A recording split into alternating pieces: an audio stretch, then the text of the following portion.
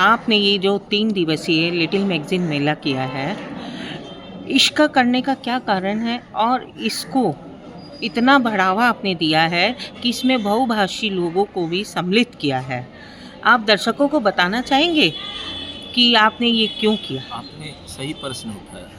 पहले तो बहुभाषी के लिए हमको बहुत लड़ाई करना पड़ा है। बहुभाषी के लिए एक भाषी हमको समझता है कि बहुत खराब आदमी है। मेरे बारे में समझता है कि बहुत खचड़ा आदमी है, हम लोग को खराब करता है। मेरा समझ में है जो लास्ट आज भाषण हो रहा था कि भाषाओं का विकास जो बात आपने उठाया उस समन्वय से हो सकता है। अभी पूरे भारत का स्थिति है कि समाज को तोड़ने का काम हो रहा है। बहुत बुरा हाल है समाज का। अभी आप देखोगे कि जो नया लोकसभा का बदलेगा, वो बदलाव में भारत बचेगा कि नहीं ये प्रश्न है। क्योंकि उसमें उत्तर प्रदेश, बिहार में काफ़ी सीट बढ़ जाएगी। ऐसा सीट बढ़ेगा कि 100 बरस तक कोई दूसरा शासन कर ही नहीं सकता। तो भारत बहुत जटिल प्रदेश है।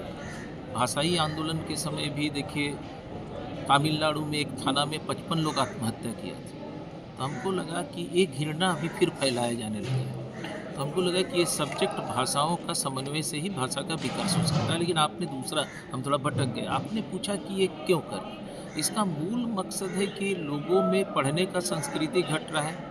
दूसरा है जो साहित्यिक है, वो साहित्यिक भी धीरे धीरे सरकार का चमचा बनता जा रहा है। माने आदर्श आइडियोलॉजी के साथ, जैसे आप उतना बड़ा बस्ता ढो के लाई है, यहाँ बिक भी नहीं रहा है, उसके बाद भी इतना खुश है। साहित्य ऐसा ही लोग कर सकता है, और किताबों का भी प्यार वही लोग कर सकता है जो इस तरह का त्यागी लोग। तो हम लोग ये सोचे, हमारा ये नहीं था, हम तो दूसरी दुनिया के थे, विज्ञान आंदोलन, शिक्षा आंदोलन।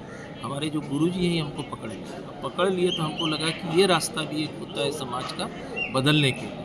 तो ये मेरा तीसरा लिटिल मैगजीन नहीं, चौथा लिटिल, पहला, दूसरा, 2 दुमका में, एक यहाँ, ये चौथा लिटिल मैगजीन मेला है। तो आप दुमका दुमका में भी लिटिल मैगज़ीन मेला लगा चुके हैं? जामताड़ा में 2 ठो, 2 जामताड़ा हाँ, का, और ये पहला धनबाद है।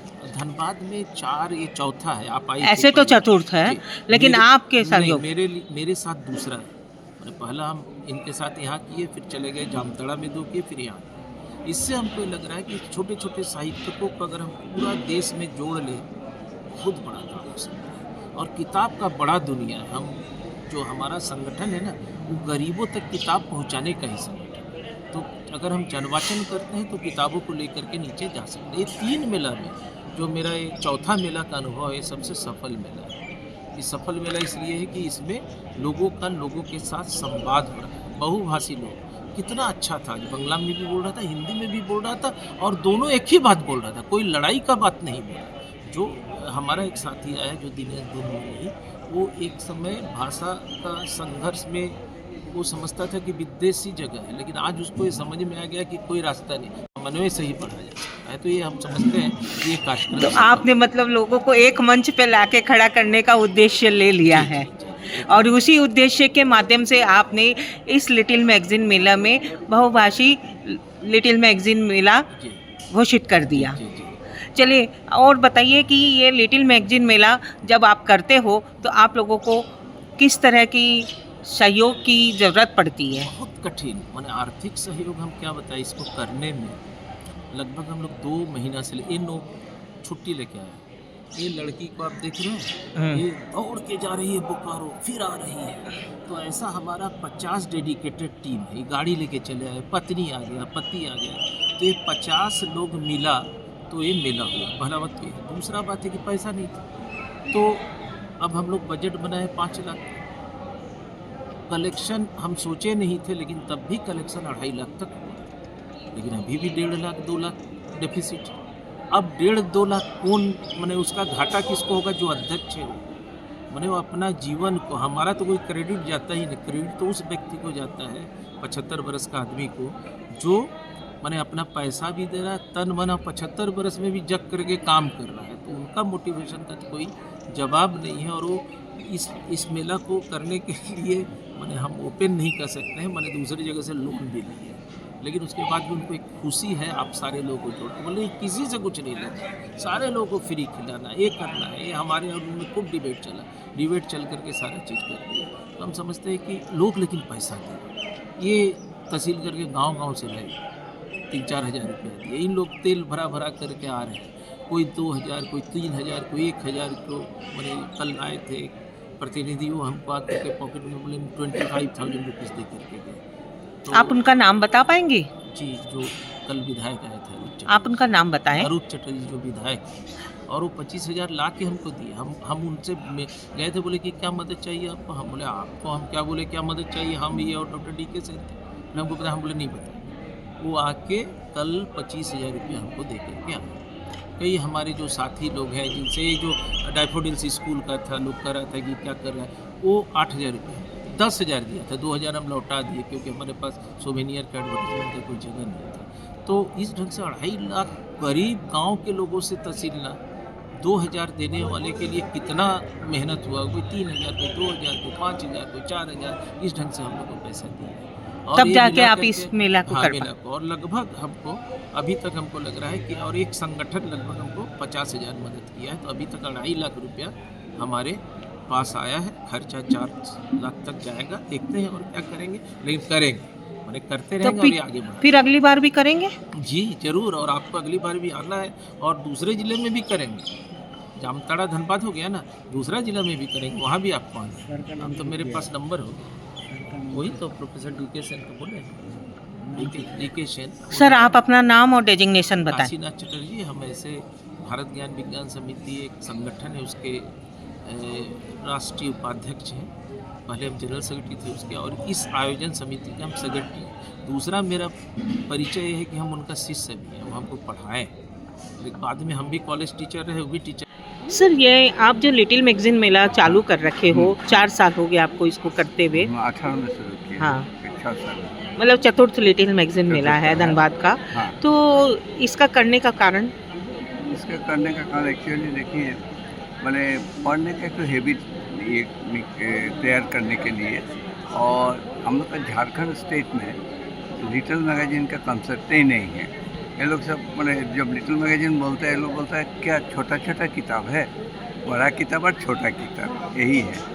बट लिटिल मैगजीन है, जो एक्चुअल जो राइटर है वो इस लिटिल मैगजीन से ही ऊपर, मैंने पहला राइटिंग इस यहाँ से तैयार होता है। और बहुत क्रांतिकारी लोग इसमें ये साहित्य है, एक्चुअल समाज का दर्पण होता है, और सब लेखक इसमें जो लिखते हैं उसी से ही तो हम लोग समाज आगे बढ़ेगा। सही बात है। यही मैंने मेन ही। उसके बाद हम देखे हैं कि झारखंड में कोई लिटिल मैगजीन मेला का प्रचलन ही नहीं है। यहाँ किताब मेला हो हमें लोग, तब हम सोचे नहीं, हम झारखंड में हम शुरू करें।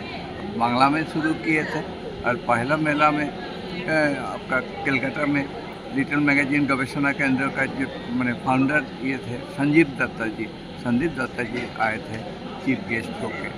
और उसके बाद सेकेंड मेला भी उनका चीफ गेस्ट उनके सानिध्य में उनका किए थे। और धीरे धीरे लोक में इसका जनप्रियता पॉपुलैरिटी बढ़ते जा रहा है। अभी ऐसा नहीं है कि एकदम बहुत पॉपुलैरिटी हो गया है। आजकल पर्टिकुलरली कल्चरल प्रोग्राम के लिए पॉपुलैरिटी बहुत ज़्यादा होता है। पढ़ाई लिखने के सब में किताब खरीदने में आजकल पता नहीं काहे लोग 100 रुपया का एक तो मैगजीन, 3 महीना का एक तो मैगजीन 100 रुपये में वो खरीदने नहीं चाहता है। यही सबसे दुखद बात है। सर, इसका कारण? आजकल इसका कारण नहीं है। आजकल मैंने पता नहीं, हमको लगता है कि ये लोग किताब पर काहे इतना मैंने दूर हट रहे हैं, ये हमको मैंने ये लगता है। इसका कारण कहीं ये तो नहीं कि हम बच्चों में पढ़ने की प्रवृत्ति नहीं डाल रहे हैं? वही भी है। एक्चुअली बच्चा लोग का आजकल जो स्कूल में जो मैंने पढ़ रहे हैं वहाँ इतना लोड है वो लोग पर, तो इसीलिए वो लोग उसी में रहता है। उसके बाद बच्चा को एक्स्ट्रा करिकुलर एक्टिविटीज़ में वो लोग डाल देता है, तो ये सब ये करने के बाद तो अपना मातृभाषा में ही पढ़ने नहीं चाहता है। यही मेन कारण है। इसीलिए आप छोटा बच्चा से ये सब नहीं पढ़ेगा तो अभी हम लोग का तो उम्र हो गया। अभी देखते हैं यहाँ लिटिल मैगजीन में जितना साहित्यिक लोग आए हैं, यंग जनरेशन कम है।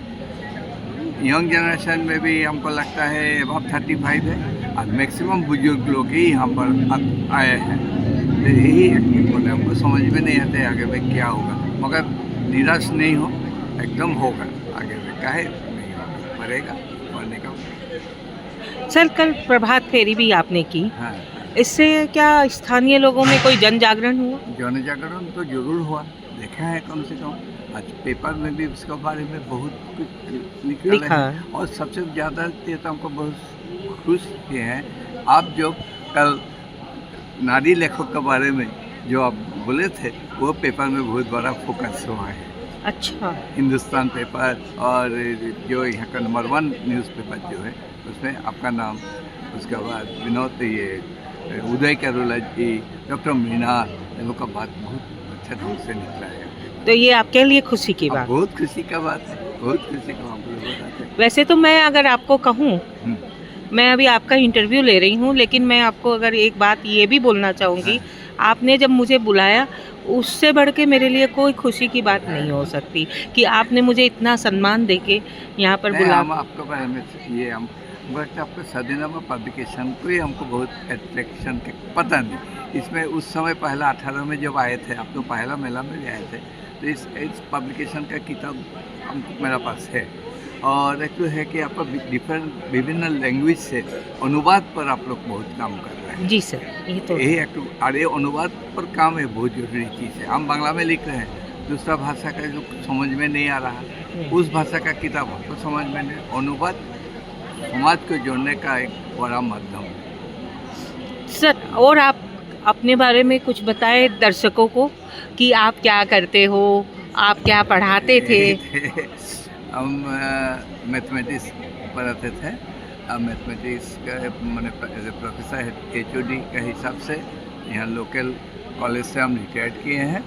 और हम इंडियन स्कूल ऑफ माइंस से हम PhD भी किए हैं।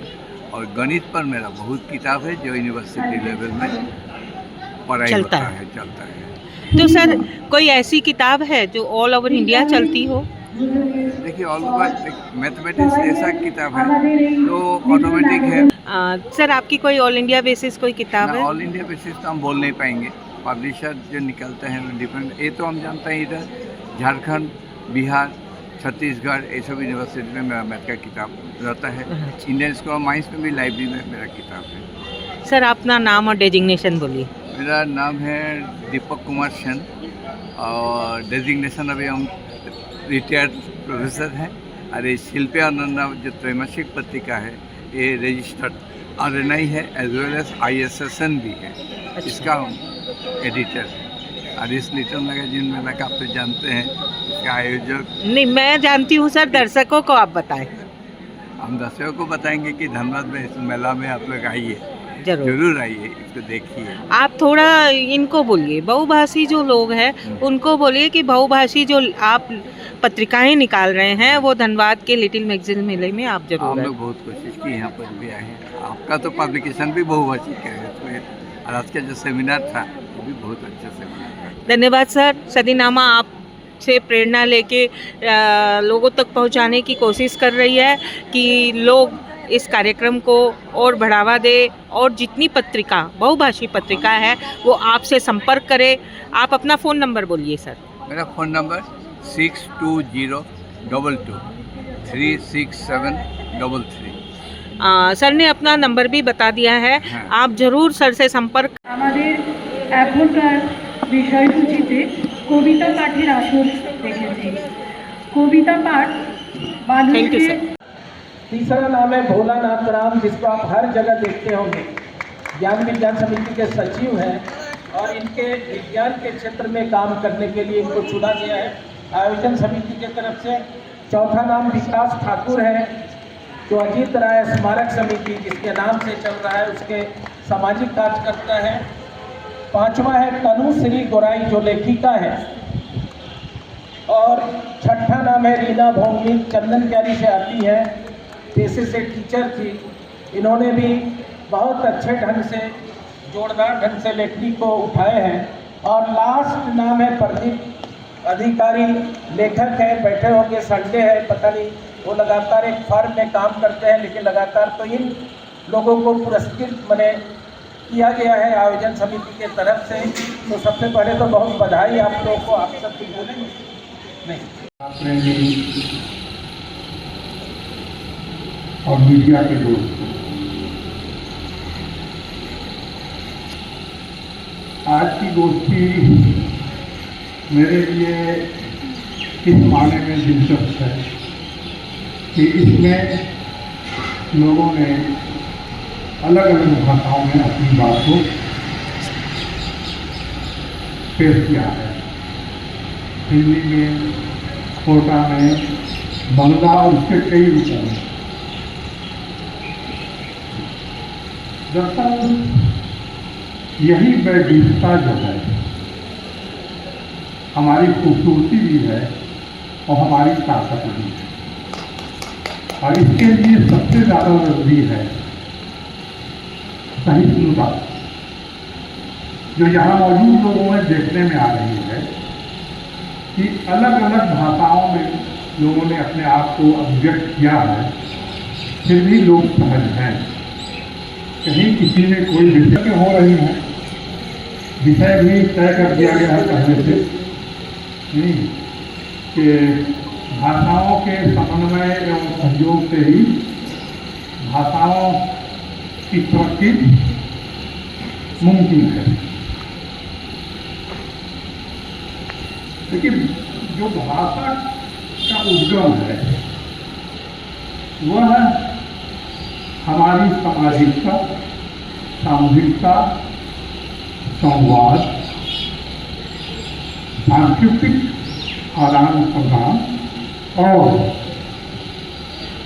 जो जिंदगी के रोजगार हैं वहाँ से, और इन सभी क्षेत्रों में एक समन्वय होता है, एक सहयोग होता है, तभी हमें ऊर्जा मिलती है और एक गति भी मिलती है, जिससे एक खास दिशा में हम आगे बढ़ने का निश्चय करते हैं।